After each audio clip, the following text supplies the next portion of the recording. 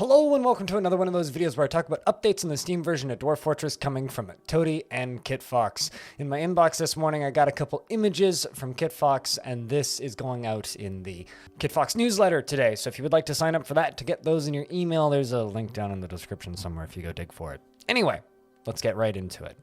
The first image we have here is of elves in their traditional wooden armor. Now have a look at this. This is just kind of awesome. So this is our first time seeing wooden armor, like actual grown armor. So for those of you who don't know, elves don't construct stuff and craft stuff out of wood. They use their magical abilities to convince the wood to grow in shapes for things that they need. So that instead of needing to damage the poor living trees, they can simply grow stuff into the shapes of tools that they need. This includes weapons, crafts, tools, furniture, barrels, whatever they need. And so this is our first actual time seeing elves in their traditional armor. I think that the second suits of armor here are some elves wearing their non-traditional armor, but I'm not actually entirely certain about that second image down beneath them. I'm just kind of focusing on the wood here. I love the little accents of the little green, bits of green, like the fact that there's still like leaves kind of sticking out of their shields and stuff. These weapons aren't particularly effective in game. In fact, they're some of the worst weapons you could possibly be using, but I really, really like the look of these. I think they look fantastic. I can't wait to see them go flying to pieces when my wall of dwarves just steamroll those poor little bastards. And I love the look of them. I love the visual. That's fantastic. Now, the second shot we have here is just Elven civilians. There's a whole lot of them wearing all the different varieties of clothing with all the different jobs that they will be doing.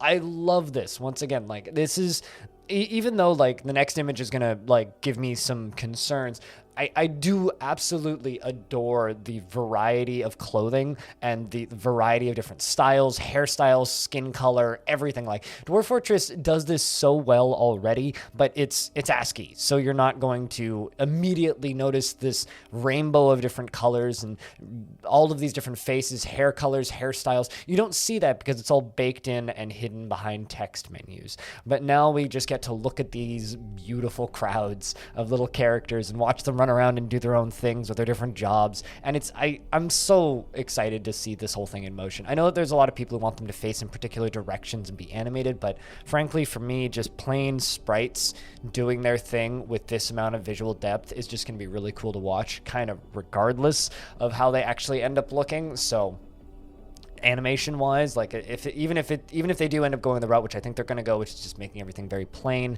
I'm totally keen because this looks absolutely gorgeous. And now the final image we have here is many elves, humans, and dwarves. So this is a combination of all three. If I'm not mistaken, I think on the left of each of these sets of three are the elves, because they have the slightly pointy ears. The humans are in the middle, and the dwarves are on the right. So this is a little bit concerning for me, because the humans and the elves look very similar at a glance. I think it's a little bit difficult to discern.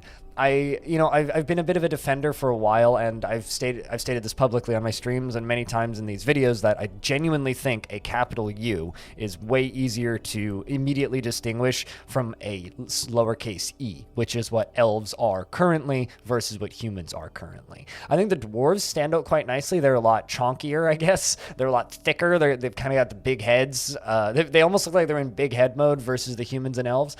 Whereas I do kind of think that the humans and elves kind of run together a little bit too much. It's not going to be a huge issue. Like, I'll certainly be able to play the game without any issue here, but I do believe kind of at a glance, currently they're a little bit too difficult to distinguish, and I'm really curious to see if there's anything that like spices that up or makes them look different there. Regardless, these look beautiful, and I can't wait to see them in motion.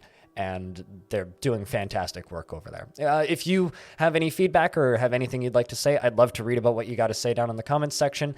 If you want to hear more of my voice, I've done a ton of interviews with Tarn Adams and other developers, and there's a playlist on my YouTube channel. And if you want to see more of me, I stream 6 days a week over at twitch.tv/BLINDIRL, and I should be live around the time you see this video if you saw it right when it went up.